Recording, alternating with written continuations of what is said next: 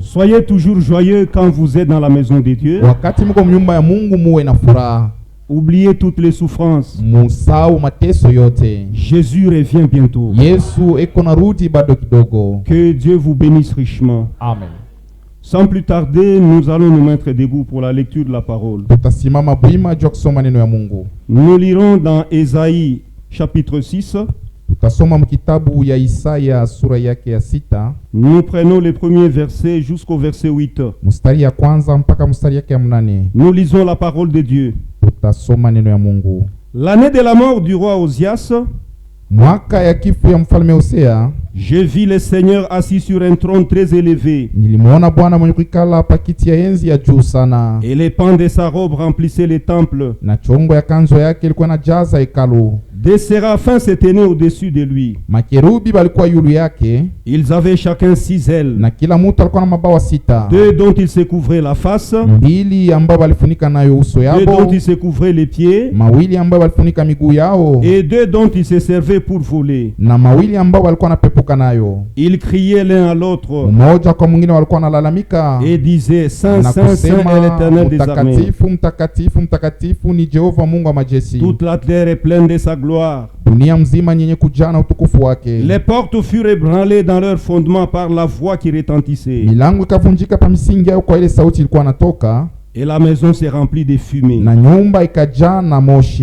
Alors j'ai dit: malheur à moi, je suis perdu, car je suis un homme dont les lèvres sont impures. J'habite au milieu d'un peuple dont les lèvres sont impures. Et mes yeux ont vu le roi, l'Éternel des armées. Mais l'un des séraphins vola vers moi, tenant à la main une pierre ardente qu'il avait prise sur l'autel avec des pincettes. Il en toucha ma bouche et dit: ceci a touché tes lèvres. Ton iniquité est enlevée et ton péché est expié. J'entendis la voix du Seigneur disant: qui enverrai-je et qui marchera pour nous? J'ai répondu: mais voici, envoie-moi. Que le Seigneur ajoute ses bénédictions à la lecture de la parole.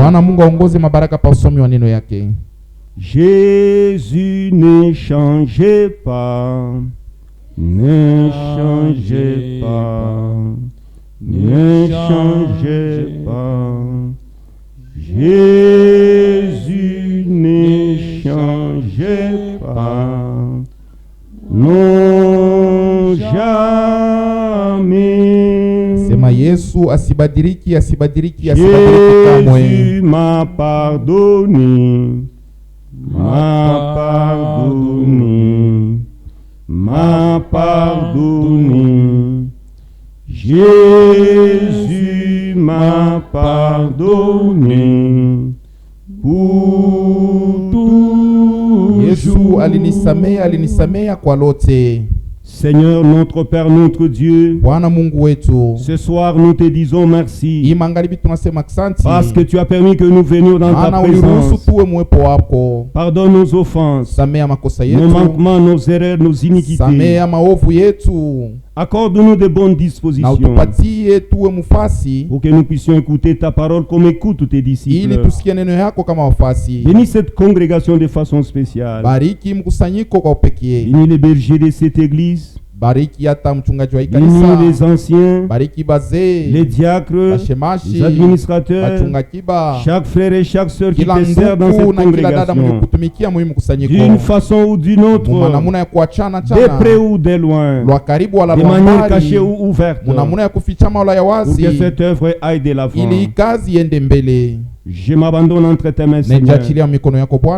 Permets que je disparaisse. Ruhusu mimi nipoteye, Sinon, moi, je vais apporter la mort. kama sivyo nitaleta C'est kifo. pourquoi viens toi-même Ni parler kwa à ton maana peke peuple. yako shuka uzungumze na watu wako. Tu connais la faim, la soif de chacun Unajua de nous. njala na kila mmoja wetu. Parle-nous ce soir, Seigneur. Utuzungumzie hii magharibi Bwana. Instruis-nous ce soir, Seigneur. Utufundishe hii magharibi Nous Bwana. croyons que tu le Tunaamini feras. kusema wewe utaifanya. Tu as dit, Ulisema là où 2 ou 3 sont assemblés à mon wanaokoa nom, wawili wala tatu Je suis au mkusanyika milieu jina d'eux. lako katikati nous yao. croyons que tu es au milieu de Tunaamini nous ce kusema soir. huko katikati yetu hii magharibi. Merci, Père. Asante Souviens-toi Baba. de notre pays. Kumbuka hata nchi yetu. Nous avons besoin de la paix et de la sécurité Huku lazima na salama pia pour na achever ukingo notre préparation. juu ya kumaliza matayarisho yetu. Sois loué, sois élevé, sois exalté. Utukuzwe na uinuliwe. Au nom du Seigneur Jésus-Christ, Jina la Bwana Yesu Kristo, puissant vainqueur, mshindaji mkuu. nous venons ici de prier. Tunaomba Amen. hivi. Amen. Veuillez vous asseoir. Tutaikala. Le sujet que nous tirons de ce passage s'intitule Muhimu ndiko kishina ile tunatosha jina yake Dans sa présence. mwepo wake Mungu. Quand vous venez dans la présence de Dieu, Wakati unakuwa mwepo wa Mungu, il va vous transformer. atakubadilisha. Vous ne pouvez pas venir dans la présence de Dieu Hawezi kuwa mwepo wa Mungu et vous rentrer tel que vous êtes na venu. urudie munamuna ile ulikuya. Mon frère et ma soeur, Ndugu yangu, dada yangu, ça n'existe pas. aikala keko. Quand vous venez dans la présence de Wakati Dieu, unakuwa mwepo wa Mungu, vous êtes voleur. uko mwizi, Il doit vous transformer. anapasa kugeuza. Vous êtes entré voleur, Uliingia vous mwizi, sortez un saint. unatoka mtu mwenye Vous kuachana na entrez bamwizi, prostituée, unaingia ndumba, Vous sortez une sainte de Dieu. unatoka mtu akuachana na bandumba. Quand vous entrez dans la présence de Wakati Dieu, unaingia mwepo wa Mungu, une transformation doit être faite. mabadiliko yanapasa kufanyika. Si vous venez dans la présence de Kama Dieu unakuwa mwepo wa Mungu et qu'il n'y a pas de na transformation, aubadilike, regarde la manière dont vous êtes venu angalia dans la présence namuna de ile Dieu. uliingia mwepo ya Mungu. Parfois, c'est votre manière Saa zingine ni ile namuna de vous approcher de la ya présence de Dieu kumkaribia Mungu qui fait à ce que ndio iko nafanya vous kusema n'obtenez pas ce que vous avez besoin. aupokee ile uko nayo lazima. Dans la présence de Dieu, Mwepo wa Mungu il y a des transformations, kuko mabadiliko, il y a des changements. kuko kubadilika. Quand vous venez dans la présence de Dieu, Ukikuye mwepo wa Mungu, vous êtes pécheur. ulikuwa mtenda Vous zambi, sortez sauvé. unatoka mwenye kuokolewa. Église, est-ce que nous sommes ensemble? Amen.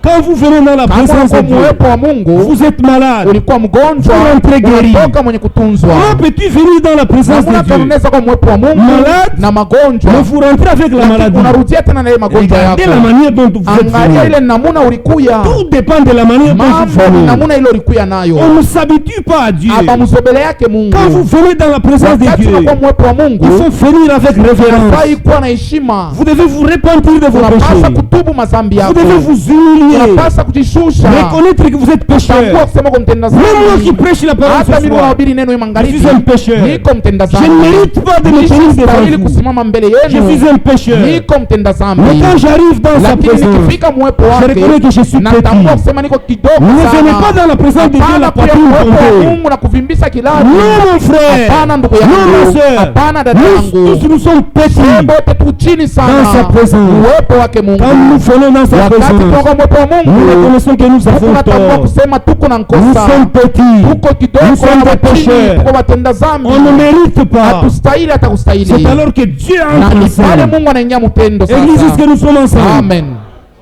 Dans sa présence. Uwepo wa Mungu.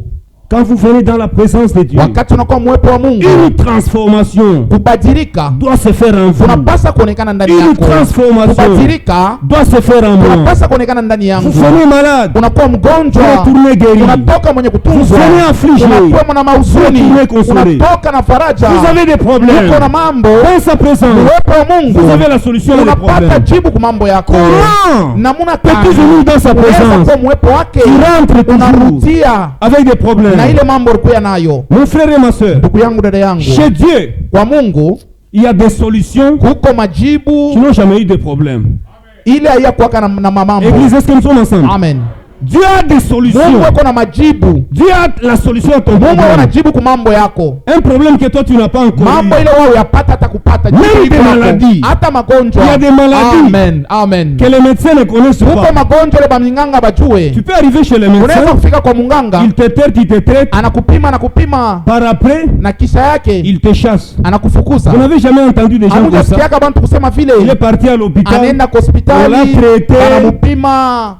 sans succès, abapate et kitu puis on l'a na renvoyé. kisa wanamrudisha amo. Quand on vous renvoie, Wakati wanakurudisha il y a un amo, médecin. kuko munganga. Lui est capable. Amen. Yeye Il nous anaweza guérit de toutes les maladies. anatutunza kwa magonjwa yote. Il y a des maladies que les médecins ne connaissent Kuko pas, magonjwa ile baganga qui bajue viendront. ile takuya. Mais chez Dieu, il y a Lakini déjà kwa la guérison. Mungu, amen, matunzo iko kwako. Il y a des problèmes Kuko mambo que toi tu auras. ile utapataka. Tu as des problèmes. Uko na mambo, Les solutions sont là. majibu iko Il y a des kwako. problèmes que tu auras. Kuko mamambo Il y a encore des utapataka solutions. na majibu ya ile mamambo iko kwako. Dieu a des solutions. Mungu ako na majibu. Mais il attend des problèmes. Uko nachunga ni mambo Et il ifike. veut que vous veniez Na vers lui. anapenda ukuye kwake Et il vous donnera la na solution. akupatie jibu. Dans sa présence. Uwepo wa Mungu. Regardez la manière dont vous venez Angalia dans sa namuna présence. kuningia mwepo wa Mungu. Si vous venez dans la présence, Kama kuningia mwepo wa la Mungu, tête haute, mwenye kuvimbisa La poitrine unyanyua bombée. kichwa, mwenye kuvimbisa kilari, utatoka mpaka tu vile. vas sortir tel que tu es Église, est-ce que nous fait. sommes ensemble? Amen. Regardez cette femme Angalieni ule mke qui perdait le sang. ule alikuwa anapoteza damu, Elle est arrivée dans la présence de Dieu. alikuya mwepo wa Mungu,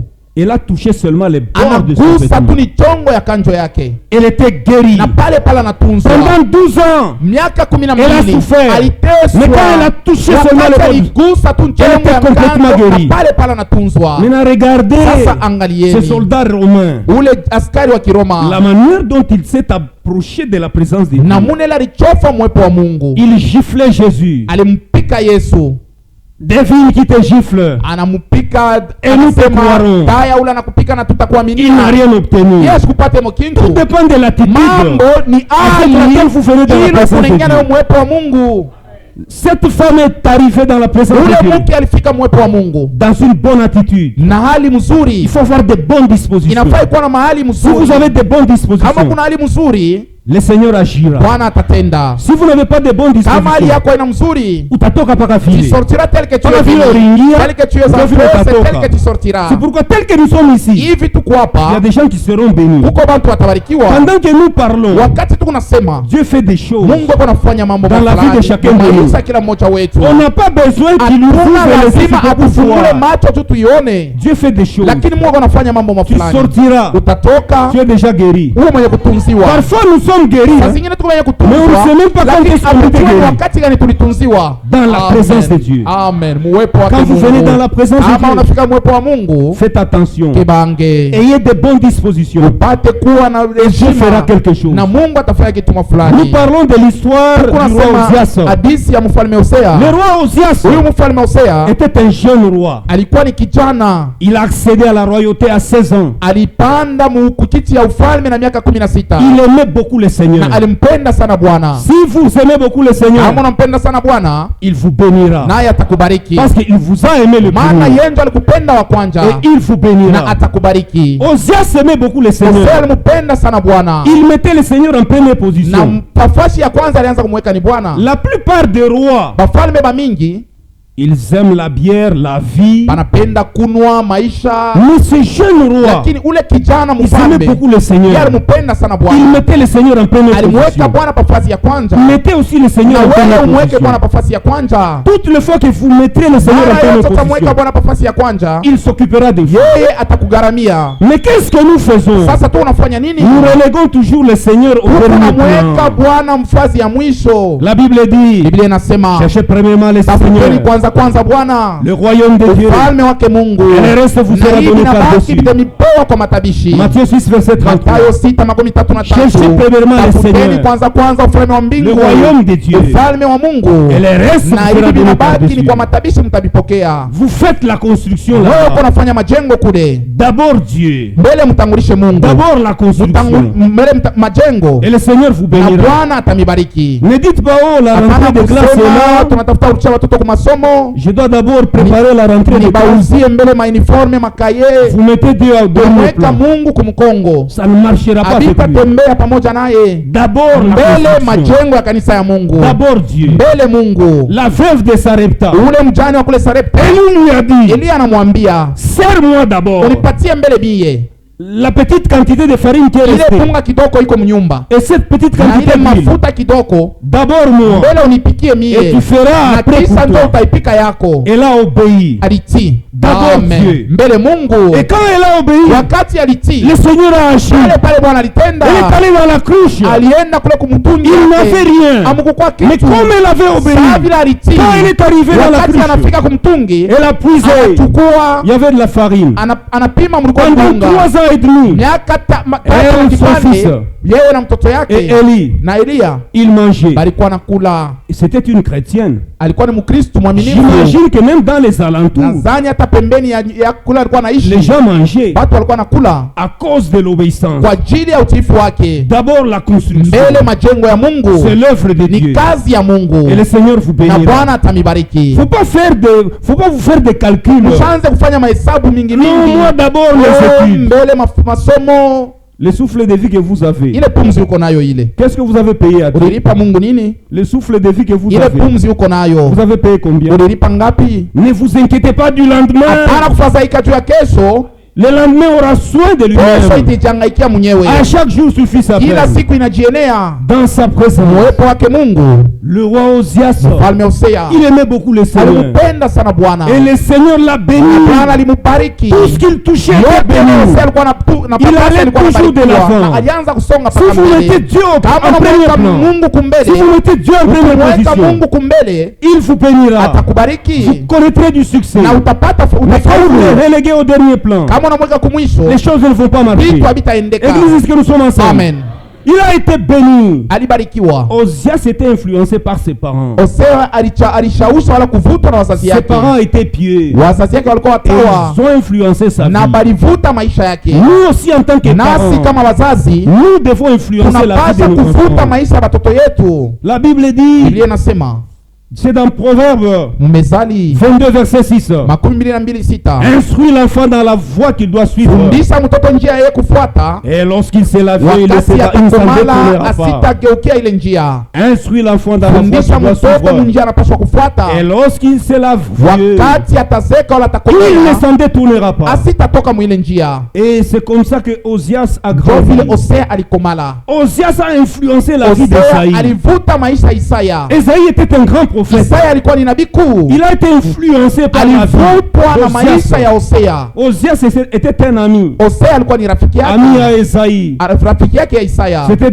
C'était un jeune prophète Alikuwa ni nabii kijana avec un jeune roi. na mfalme kijana. Quand Esaïe a regardé, Wakati Isaya aliangalia, comment sait-on même le kali Seigneur? huyu mtu anampenda Bwana, Un roi. ni mfalme. Comment aime-t-il le Seigneur Namuna comme kanya ça? anampenda Bwana mwina Il a muna. été influencé. Alivutwa, Il a commencé à les suivre. anaanza kumfuata. Nous devons aussi influencer la Nasi vie de nos tunapaswa enfants kuvuta maisha ya watoto yetu, en les amenant à l'église, kubapeleka en kukanisa, leur montrant le chemin de la kubaonesha croix. njia ya msalaba. Que Dieu Amen. nous bénisse tous. Bwana Mungu atubariki. Il a été influencé. Alivutwa. Mais un jour, Siku moja Osias, Hosea il est devenu très prospère. anafaulu sana. Lisons d'abord. Tutaisoma Lisons 2 Corinthiens. Wakorinto wa pili 2 Corinthiens verset 26. 26. Église, nous sommes ensemble. Amen. 2 Corinthiens 26. Wakorinto wa pili Je commence à partir du premier verset. Wakorinto sura yake ya pili. Nous parlons de l'histoire du roi Osias. Mambo ya siku ya pili. C'est une histoire vraie. Ni hadithi ya kweli. Bien-aimé, la Bible que nous prêchons, Bapendo, Biblia tunahubiri c'est le livre de la vérité. ni kitabu ya ukweli, C'est le livre de l'éternité. ni kitabu ya milele. Ce n'est pas une fable. Haina mahadisi, Une fable. ce ne sont pas des fables, C'est le livre de la ni vérité. kitabu ya ukweli. Même les brochures de Frère Branham, Hata mamitepe ya ndugu Branham vont mabroshua disparaître. itapotea, Les lettres circulaires de Frère mabarua ya Franck kuzunguka ya ndugu Franki disparaîtront. itapotea, Mais la Bible lakini va Biblia demeurer leo éternellement. itadumu milele. Et Amen. tout ce qui est écrit dans la Bible, Na yenye kuandika yote noir sur Biblia blanc, c'est la vérité. ni kweli pa kweli. Les catholiques disent que l'histoire d'Adam et Bakatolika Ève, beko nasema hadithi c'était ya un mythe. Adama na Eva, ile inakuwa ni mahadisi tu, C'est un mensonge. ni bongo. De la Genèse à l'Apocalypse, Mwanzo mpaka Ufunuo c'est la vérité. ni ukweli. Nous prêchons la parole de Shetu Dieu. tunahubiri neno ya Mungu Elle demeure na éternellement. inadumu Les milele. cieux et la terre vont passer. Mbingu na dunia Mais la itapita, parole de Dieu lakini neno ya Mungu demeure yayo éternellement. tunadumu milele. De Genèse à l'Apocalypse, Mwanzo mpaka c'est la Ufunuo vérité. ni kweli pa Il n'y a pas kweli. même l'histoire d'Osias. Hata hadithi ya Hosea, Osias a existé. Hosea alikuwa Ce n'est kako, pas un mythe. haina hadithi. Que Dieu nous bénisse tous. Amen. Lisons. Tasoma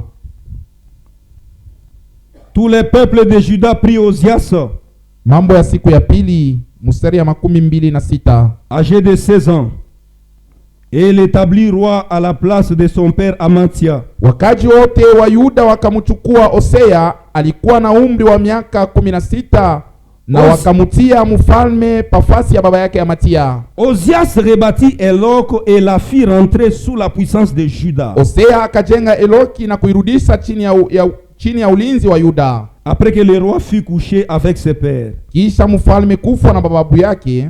Ozias avait 16 ans lorsqu'il devint roi. Alikuwa na miaka 16 wakati alikuwa mfalme. Et il régna 52 ans à Jérusalem. Na akatawala miaka 52 kule Yerusalema. Sa mère s'appelait Jecolia de Mama Jérusalem. yake jina yake ilikuwa ni Jekolia wa kule Yerusalema.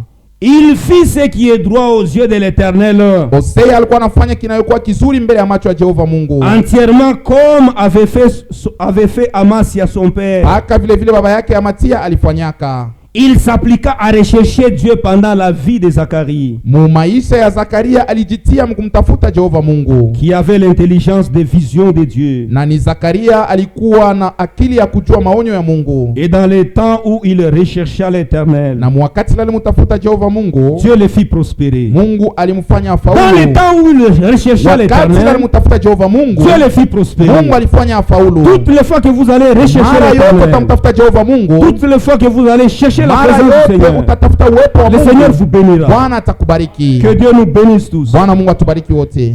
Je vais au verset 8. Nenda kumstari ya 8. Les Ammonites faisaient des présents à Ozias, Waamoni walikuwa wanaleta masadaka yao kwa Hosea, et sa renommée s'étendit jusqu'aux frontières de l'Égypte, na kavumu yake ikapanda mpaka kumipaka ya Misri, car il devint très puissant. maana alikuwa wa uwezo sana. Ozias devint très puissant. Hosea alikuwa na uwezo kabisa. Pour gagner du temps, nous allons au verset 16. Mstari ya 16. Mais lorsqu'il fut puissant, Na wakati alikuwa na uwezo kubwa, son cœur s'éleva pour les perdre. moyo wake kajana kiburi jwa kumpoteza, Il pécha contre l'Éternel son Dieu. akamkosea Jehova Mungu wake. Il entra dans les temples de l'Éternel Akaingia mwekalu ya Jehova pour Mungu brûler des parfums sur juu ya l'autel de kuchoma parfum. manukato pa mimbali au pa mazabao ya manukato. Le sacrificateur Azaria entra après lui Kuhani Azari akaingia nyuma yake avec 80 sacrificateurs de l'Éternel, pamoja na bakuhani 18 wa Jehova Mungu, hommes courageux batu baodari qui s'opposèrent au roi Ozias et ale lui dirent: balipingana na mfalme Hosea na kumwambia, tu n'as pas le droit, Ozias, hauna na ruhusa Hosea d'offrir des parfums à ya kutoa l'Éternel. manukato kwa Jehova Mungu. Ce droit appartient aux Hii ni sacrificateurs, halali ya wakuhani, fils d'Aaron, watoto wa qui Haruni, ont été consacrés pour les wale offrir. walitolewa juu ya kutoa hii Sors du manukato. sanctuaire, Toka mwekalu, car tu commets un péché. maana uko natenda zambi, Et cela ne tournera pas à ton honneur devant l'Éternel na Dieu. ile haitakupatia baraka mbele ya Jehova Mungu. La colère s'empara d'Ozias qui tenait un encensoir à la main. Kasirani kamuja Hosea mwenye alikuwa na usenso kumikono, Et comme il s'irritait contre les sacrificateurs, savila alisirikia wakuhani, la lèpre éclata sur son front ukoma bukapasuka pansura yake, en présence des sacrificateurs, mwepo ya wakuhani, dans la maison de l'Éternel, jumba ya Jehova Mungu, près de l'autel de parfum. pembeni ya mazabao ya manukato. Les grands sacrificateurs Azaria et les sacrificateurs portèrent les regards sur lui. Mkuhani kuu Azaria na wale wakuhani wengine wakamwangalia, Et voici, il avait la lèpre na au tazameni front. alikuwa na ukoma kumakuso, Il est mis précipitamment dehors et lui-même se hâta de sortir, na kwa haraka wakamuweka nje, na yeye mwenyewe akajarakisha kutoka, parce que l'Éternel l'avait frappé. maana Jehova Mungu alimupiga. Le roi Ozias fit le prêt jusqu'au jour de sa mort, Mfalme Hosea alikuwa ukoma mpaka na siku ya lufu et lwake, il demeura dans une maison écartée na comme alikuwa lépreux, na ikala munyumba ya mbari kama vile mtu wa ukoma, car il fut exclu de la maison de l'Éternel. maana balimufukuza munyumba ya Jehova Mungu. Que Dieu vous bénisse richement. Jehova Mungu amibariki. Nous parlons de l'histoire de cet homme. Hii ni hadithi ya huyo mtu Quand il a commencé à s'élever, wakati alianza kupanda, quand il a commencé à devenir puissant, wakati alianza kupanda na kujulikana il s'est sana, enflé d'orgueil. kiburi kikamwingilia. C'est ce qui arrive avec beaucoup de frères Kweli et sœurs. nafikia kwa ndugu na wadada wengi, Quand tu n'as pas d'argent, wakati hauna na pesa, tu sembles être humble. huko unajionyesha mnyenyekevu. Ce qui est en toi Ile iko ndani yako ne peut sortir que quand Dieu te donnera un peu de moyens. itaonekana paka pale Mungu atakupatia. Vous allez voir un frère, il est Utaona humble. ndugu mnyenyekevu, Il salue tous les les frères. eko nasalimia ndugu wote. Et une fois qu'il a l'argent, wakati anakuwa na pato, une fois qu'il commence à rouler wakati anaanza carrosse, kutembea mugari, il commence à saluer les gens anaanza kusalimia watu avec la bouche. na kichwa, na Bonjour, kutengeza tu kichwa. Banamusalimia ni kutengeza Bonjour, tu kichwa. sœur. Jambo dada. Pourquoi? Parce que Kwa nini? il s'est cru qu'il est Maana arrivé anaona kusema à anafika cause de l'argent, kwa ajili ya à pesa, cause de la richesse. kwa ajili ya mali. Même si le Seigneur vous bénit, Hata Bwana anakubariki, même si les moyens hata pato croissent, inakomala inakuwa soyez toujours mingi, humble. uwe paka Et le mnyenyekevu Seigneur vous élèvera na davantage. Bwana atazidisha tena na Frère Branham disait, Ndugu Branham alikuwa anasema le chemin vers le haut c'est en bas.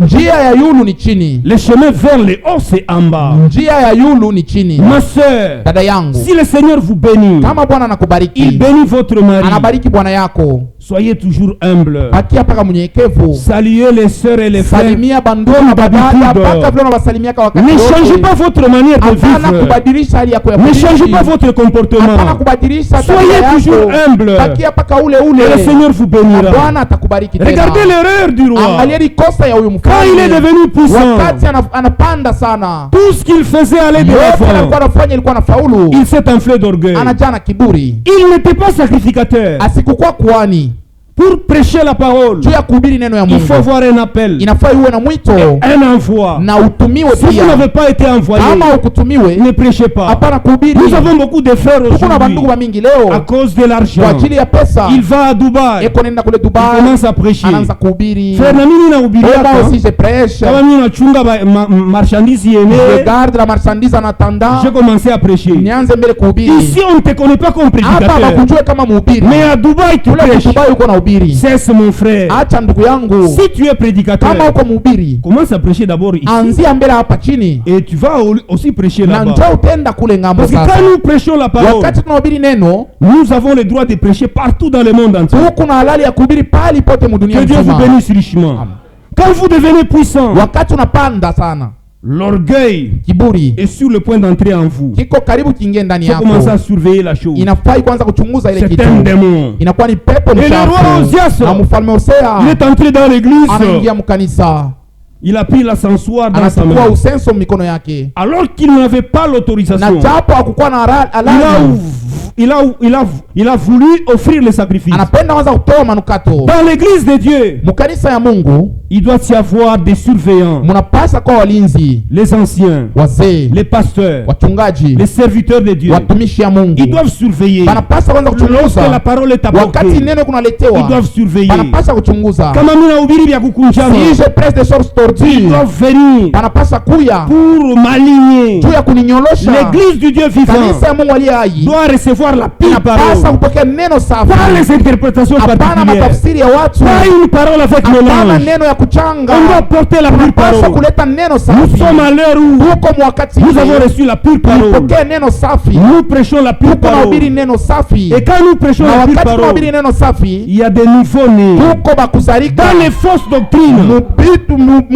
croissance. mafundisho ya bongo hamuna c'est kukomala. cette pure parole que vous Ni recevez neno safi qui vous munapokea, permet de croître. ndio iko nafanya Dans mkomale. les fausses doctrines, Mafundisho ya bongo il n'y a pas de croissance. hamuna kukomea.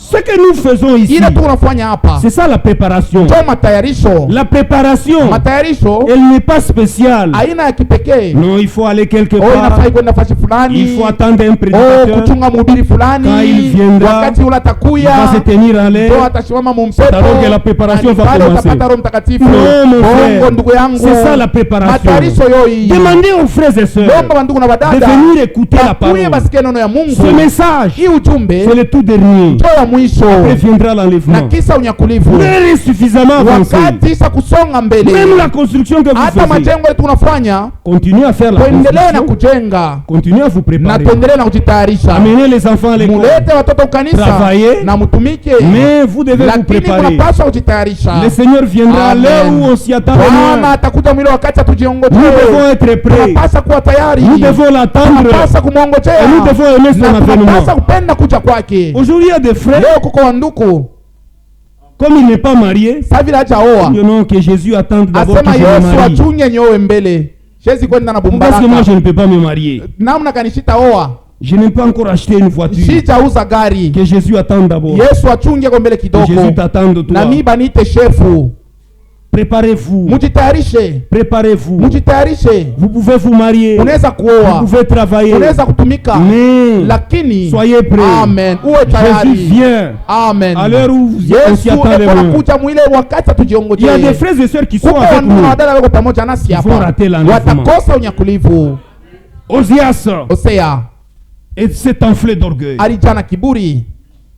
Quand on lui a dit, wakati wanamwambia, tu peux sortir, utoke, vous n'avez pas qualité d'offrir les sacrifices.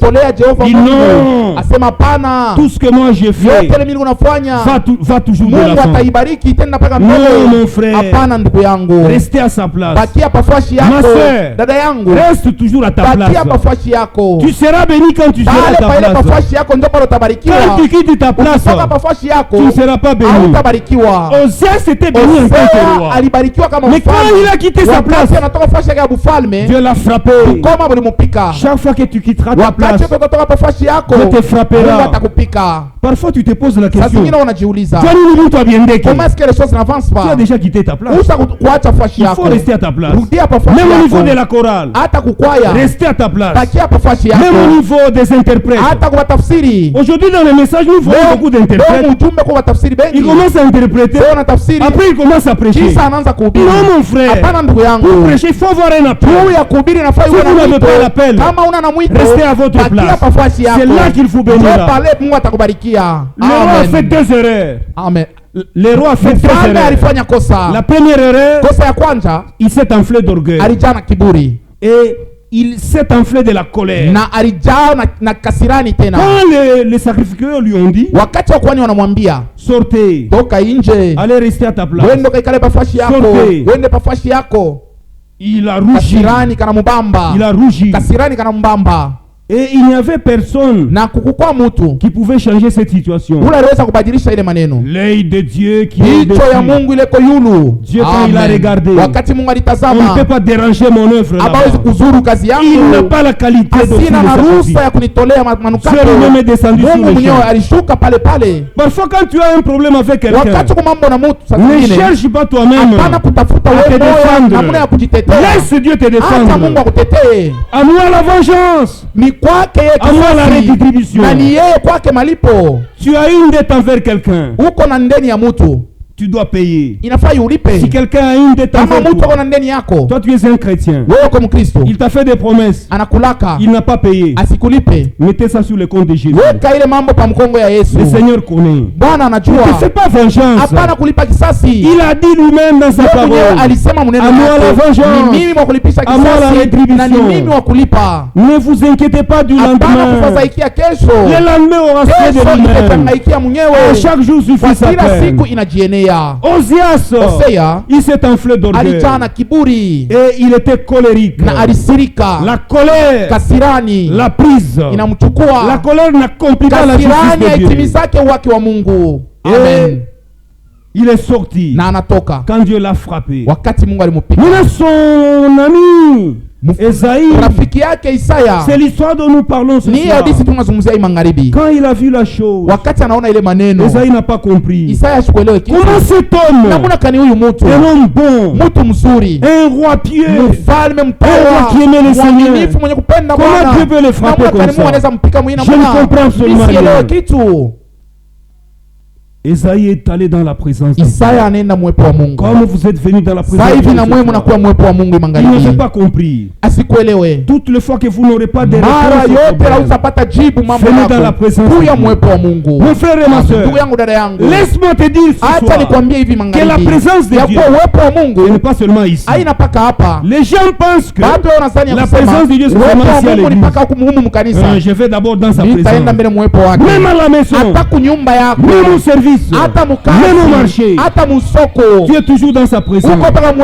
David disait, j'ai constamment l'Éternel sous mes yeux. La présence de Dieu, mettez dans votre tête que ce n'est pas ici, partout. Sachez que tu es toujours avec Jésus.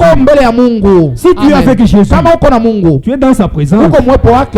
Est-ce que tu peux diffamer? Eti unaweza kusema machafuko? Tu peux injurier? Unaweza kuchambula? Tu peux calomnier? Unaweza kushimanga? Si tu es avec Jésus, kama uko na Yesu, la Bible dit l'ange de l'Éternel malaika wa Jehova Mungu campe autour de ceux qui le craignent kumwogopa et les arrache du danger. Dans la présence de Dieu, ce n'est pas seulement ici. Il faut ôter ça de votre tête. Il y a des frères et sœurs, une fois qu'ils quittent seulement les tabernacles, il commence à diffamer. Il critique même les pasteurs. Il critique les anciens. Il critique telle sœur. C'est seulement la sortie. Mais quand on va terminer ce sermon ce soir, les gens vont commencer à critiquer à partir de la porte. Donc tu crois que c'est seulement dans l'église, c'est dans la présence de Dieu. Quand vous sortez, je peux tout dire. Que Dieu nous aide. Que Dieu nous assiste. Amen. Quand vous êtes dans la présence de Dieu, sachez que vous êtes avec Dieu. Que ce soit à la maison, que ce soit au service, vous êtes toujours dans sa présence. Lisons d'abord Psaume 16. David, ce qu'il disait. Lisons d'abord Psaume 16. Que Dieu nous assiste beaucoup. Psaume 16. Regardez l'expérience de David. Il disait, j'ai constamment l'Éternel sous mes yeux. Quand il est à ma droite, je ne chancelle pas. Aussi mon cœur est dans la joie, mon esprit est dans l'allégresse. Vous devez faire ceci. Vous devez savoir que la présence de Dieu doit être permanente dans votre vie. La présence de Dieu doit être permanente dans ma vie. Partout là où vous êtes, si vous avez cela dans votre conscience, que partout là où vous êtes dans la présence de Dieu, on ne peut pas jouer avec vous. Ma soeur, ce garçon qui est à la cité, qui te touche chaque soir parce que tu penses que tu n'es pas dans sa présence. Même toi mon frère, tu touches les sœurs à la cité, tu penses que tu n'es pas dans sa présence. Quand tu voles au service, tu penses que tu n'es pas dans sa présence. Et ma soeur, quand vous portez des mini-jupes, quand vous êtes à la maison, tu penses que tu n'es pas dans ta présence. Même dans ta chambre à coucher, tu es toujours dans ta présence. Qu'est-ce qui est dans ton téléphone? Les images sales que vous regardez. Est-ce que vous pouvez les regarder avec Jésus? C'est que vous n'êtes pas dans sa présence. Si nous prenons ça avec conscience, que nous sommes toujours dans la présence de Dieu, partout là où nous vivons, Jésus viendra. Jésus ne tardera pas. Si il tarde, c'est parce que tu n'es pas encore entré dans sa présence. Est-ce que l'église est avec nous? Amen. Qu'est-ce qui s'est passé? Osea, quand il est sorti, Esaïe a eu une leçon. Il est allé dans la présence de Dieu. Il a commencé à chercher l'Éternel. Il a commencé à pleurer. Il s'est senti petit. Nous nous sentons petits dans sa présence. Nous avons peur dans sa présence. Il a commencé à prier. Tout d'un coup, il voit une vision. Il voit l'Éternel des armées assis sur son trône. Les 4 êtres vivants, les 24 vieillards, ainsi que les anges, ils disaient, Saint, Saint, Saint est l'Éternel des armées. Saint, Saint, Saint est l'Éternel des armées. Il a commencé à pleurer. Oh, je vais mourir maintenant. Je vis parmi les peuples de je suis un pécheur. J'ai vu la gloire de Jésus. Je vais mourir. L'un des séraphins, il vola, prit une pierre sur l'autel de parfum et brûla sa langue.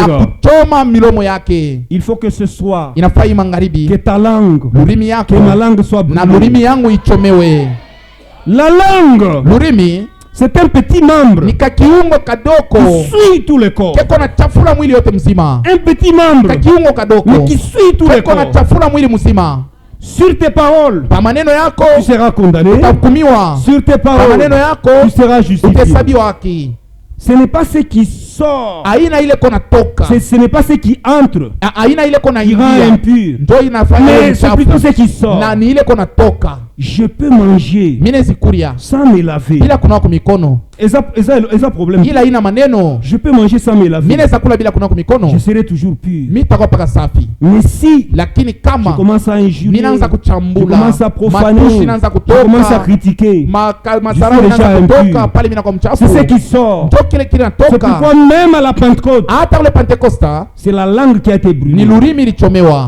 Pour reconnaître que tel frère, telle sœur est rempli du Saint-Esprit. Tu vas voir la manière dont il utilise sa langue. La réaction à une action. Quand on te pétine dans un taxi, qu'est-ce qui a toujours été ta réaction? Quelle a toujours été ta réaction? Comment est-ce que tu réagis? Quand tu as donné de l'argent à quelqu'un, même à une soeur, elle ne t'a pas retourné. Quand elle a toujours été ta réaction, toi-même, tu peux faire un examen de conscience pour voir si tu es rempli du Saint-Esprit. Même dans le jardin d'Éden, l'ennemi a utilisé la langue. C'est la langue. C'est pourquoi nous ne sommes pas obligés d'aller dans les fausses doctrines. Tu vas écouter la parole. À partir de la langue, tu vas tomber. Les fausses doctrines suivent la langue. Vous n'êtes pas obligé. Ici, vous n'êtes pas autorisé. Allez écouter les fausses doctrines. Dans le jardin d'Éden, c'est la langue que l'ennemi a été utilisé. C'est pourquoi ce soir, que Dieu brûle nos langues. Que Dieu brûle ta langue.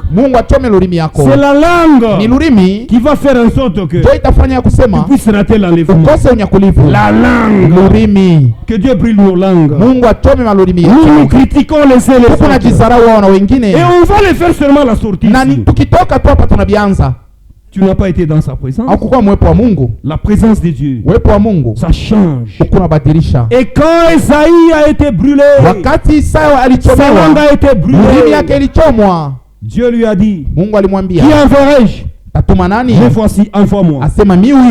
Pour apporter la parole, attendre d'abord le baptême du Saint-Esprit. Sinon tu vas faire des bêtises. Je connais un frère prédicateur à Kinshasa. Quand il commence à prêcher, il entre un peu en profondeur. Il fait trop de confusion. C'est un évangéliste. Mais il aime beaucoup enseigner. Et moi j'aime beaucoup enseigner. Tu dois connaître ton ministère. You must know your ministry. Tu dois connaître ton ministère. Toi tu es évangéliste. Tu aimes prêcher. Quand vous allez à Kinshasa, beaucoup aiment l'enseignement. On néglige l'évangélisation. Chaque ministère est important. Si vous êtes évangéliste, restez en tant qu'évangéliste. Si vous voulez enseigner, vous allez émettre la confusion dans les peuples de Dieu. Que Dieu nous bénisse. Que Dieu nous assiste. Nous sommes dans sa présence. J'ai encore du temps. Chaque fois que je prêche, je ne regarde même pas l'heure. Il y a encore du temps. Que Dieu vous bénisse richement. Nous sommes dans sa présence. Sa langue a été brûlée. Et il est parti. Toi aussi mon frère. Toi aussi ma soeur. Quand tu viens dans la présence de Dieu, tu dois reconnaître que tu es petit. Tu as tort. Tu dois reconnaître que tu es un pécheur. Tu dois t'humilier.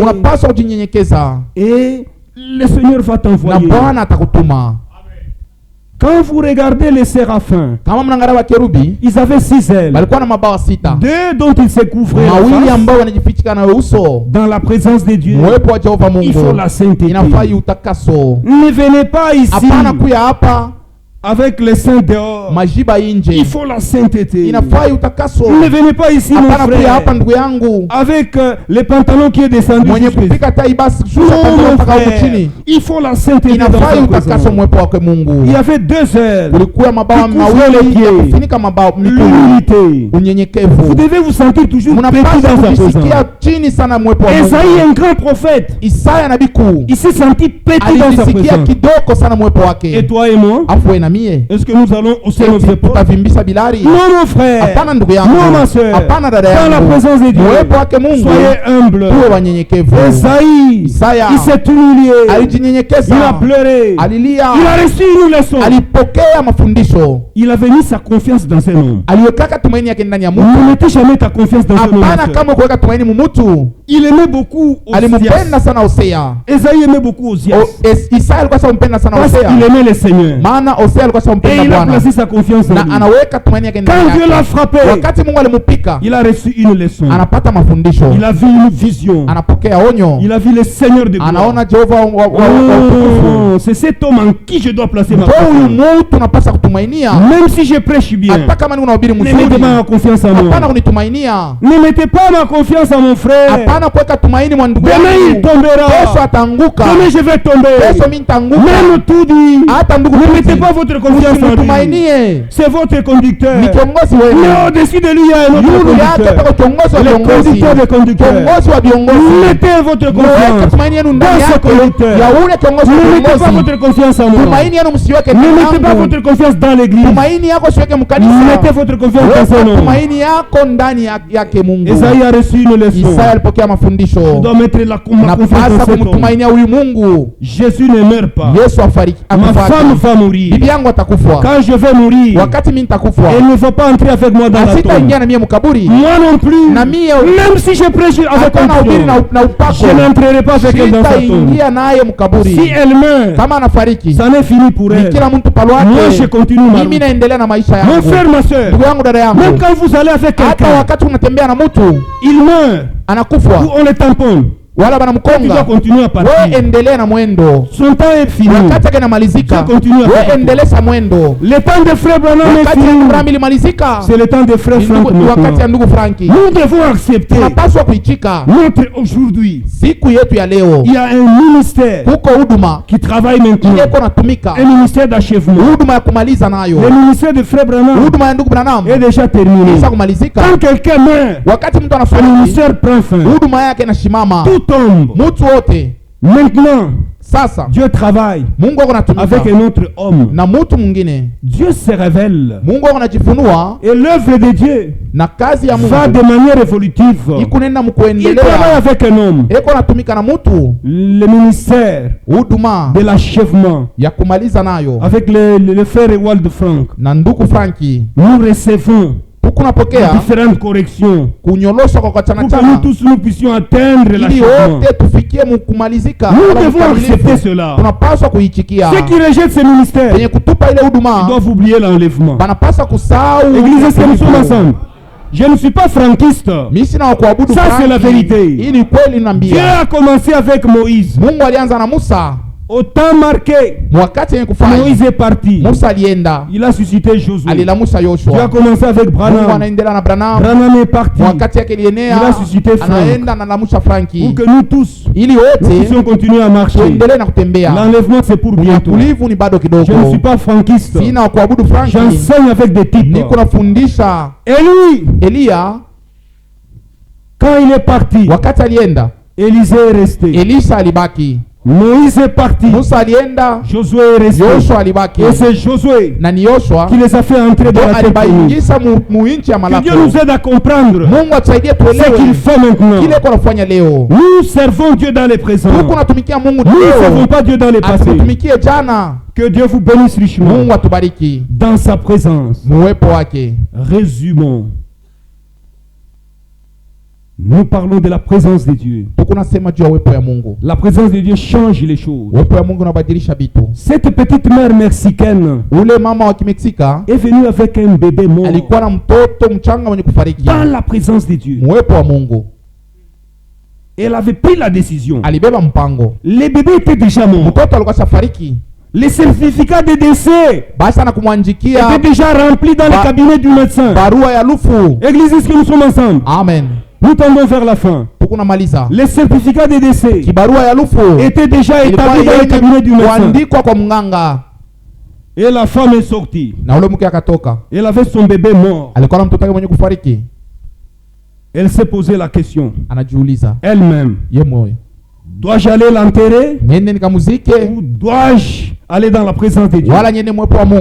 Elle a appris que le prophète était en train de prier pour les malades à l'église. Elle a pris cette décision. Je dois aller vers le prophète. Je dois aller dans la présence de Dieu. Il y avait toute une grande foule dans la présence de Dieu. Et elle est arrivée. Elle a pris une grande décision. Je ne peux pas aller avec mon bébé pour aller l'enterrer. Je vais aller dans la présence de Dieu. Je crois que cet homme de Dieu, s'il prie pour mon bébé, il reviendra à la vie. Elle était certaine. Elle avait la foi. Même si vous avez la foi ce soir, les problèmes que vous avez, vous aurez la solution. Dans la présence de Dieu, on ne peut pas venir avec les problèmes. Et on rentre avec les mêmes problèmes. Soit Dieu agit, ou soit Dieu n'agit pas. Tout dépend de votre attitude. Elle est arrivée dans la présence de Dieu. Le prophète était en train de prier pour les malades. Il y avait beaucoup de gens. Le prophète a pris l'enfant dans sa main. Tout était attesté que l'enfant était mort. Il n'y avait pas de doute à cela. Il a prié pour l'enfant. Et l'enfant était revenu à la vie. Frère, les gens sont tombés en syncope. Les gens sont tombés en syncope. On n'a jamais vu ça. Ça, c'est la main de Dieu. Ça, c'est la présence de Dieu. Une présence surnaturelle. On a un bébé qui était mort. Il est revenu à la vie. On n'a jamais vu ça. Les gens étaient troublés. Dans la présence de Dieu, il y a des changements qui s'opèrent. Il y a des transformations qui s'opèrent. Si toi tu n'es pas transformé, regarde la manière dont tu es dans la présence de Dieu. Si tu es entré malade ce soir, tu dois sortir guéri. Si tu sors malade, etalio. Si tu es entré avec un problème, tu dois sortir avec la solution. Nous avons dit ceci. Il y a des solutions chez Dieu qui n'ont jamais eu de problème. Église, est-ce que nous sommes ensemble? Dieu a des solutions sans problème. Il attend ton problème. Il attend mon problème pour que la solution arrive. Il y a des maladies que nous n'avons jamais eues. Mais auprès de Dieu, il y a déjà la guérison. Que Dieu nous aide. Que Dieu nous assiste. Nous sommes dans sa présence. Et dans sa présence, on vient avec révérence. Quand vous venez avec révérence, quand vous vous humiliez, il peut vous utiliser. Esaïe est venu dans sa présence. Il a reconnu qu'il était petit. Reconnaissons ce soir que nous sommes petits. Nous avons tort. Répentons-nous. Dans la présence de Dieu, on expérimente le pardon. On obtient le baptême du Saint-Esprit. Si ce soir, vous avez besoin du Saint-Esprit, c'est la chose capitale que chacun de nous doit chercher. Sans le Saint-Esprit, pas d'enlèvement. Si vous avez besoin du Saint-Esprit, dans sa présence, demandez-le. Il te sera accordé. C'est vrai, c'est la vérité. Jésus-Christ est le même hier, aujourd'hui et éternellement. Nous sommes dans sa présence. Qu'est-ce que vous avez comme problème? Qu'est-ce que vous avez comme situation? Même les stériles, ce soir, elles auront des bébés. Dieu va ouvrir les portes de la maternité. Regardez cet homme d'Élie. Nous allons terminer par là. Regardez cet homme d'Élie. Élie, il pouvait ouvrir. La porte est fermée. Il pouvait ouvrir le ciel. Est fermé. On peut le lire et on va terminer par là. Élie. Prenons un Pierre.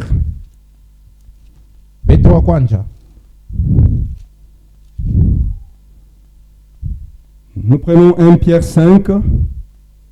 Sura yake ya 5. Je suis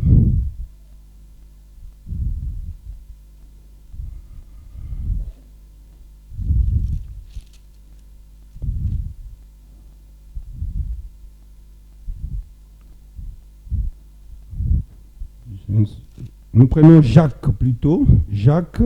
Tachukua kitabu ya Yakobo. La Bible dit qu'Élie était de même nature que nous. Biblia inasema Elia alikuwa ni mtu sawa na mie. Il avait la même nature que nous. Alikuwa na umbo sawa yako na yangu. Église, est-ce que nous sommes ensemble? Amen. Élie était de même nature que nous. Alikuwa na umbo moya kama sisi. Je suis en train de chercher ce verset. Au verset 17. Merci mon frère. Élie était un homme de la même nature que nous. Elia alikuwa ni mtu wa umbo moya kama sisi. Il pria avec instance pour qu'il ne plût point. Akaomba na mkazo ili mvua isinyeshe. Et il ne tomba point de pluie sur la terre pendant 3 ans. Na mvula haikunyeshe mu miaka 3 na nusu. Puis il pria de nouveau. Kisha akaomba tena. Et le ciel donna de la pluie. Na mvula ikanyesha. Et la terre produisit son fruit. Na bulongo ukatoa matunda. Je voulais terminer par là. Nilipenda kumalizia hapa. Même vous avez la même nature qu'Élie. Vous avez le pouvoir de fermer une porte que le Seigneur que le diable a ouvert et d'ouvrir une autre porte. Tu peux fermer la porte de la maladie et tu peux ouvrir la porte de la bonne santé. Est-ce que nous sommes ensemble?